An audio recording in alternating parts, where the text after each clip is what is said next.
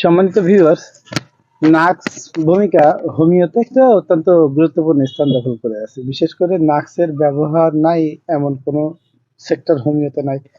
বলা হয়ে থাকে যখন কোনো কিছু ধরা না যায় তখন নাক্স ভূমিকা দিতে হয়। তো সেই নাক্স ভূমিকা আসলে বেশি ব্যবহৃত হয় ডাইজেস্টিভ সমস্যার কারণে, ক্ষুধামন্দা এবং হাইপার অ্যাসিডিটির ক্ষেত্রে এটা সব থেকে বেশি ব্যবহৃত হয়। তো নাক্স ভূমিকা আজকে আপনাদের জন্য নিয়ে আসলাম একটা সিরাপ নাক্স ভূমিকা।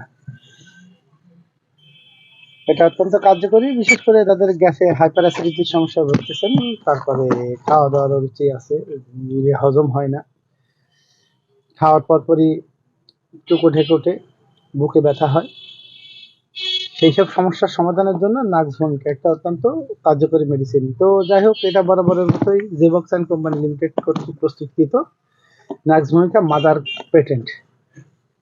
আর এটা কম্বিনেশন করা হয়েছে বাংলাদেশ হোমিওপ্যাথিক ফর্মুলারির মধ্যে বেশ কিছু হোমিও উপাদান দিয়ে।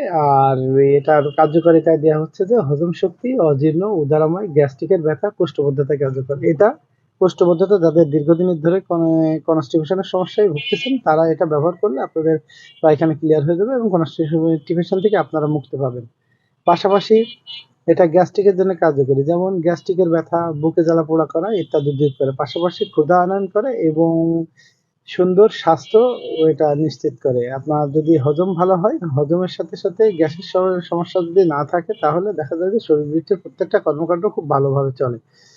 তো এটা আপনাদের যাদের এই সমস্যাগুলো আছে তারা এটা ব্যবহার করে দেখতে পারেন।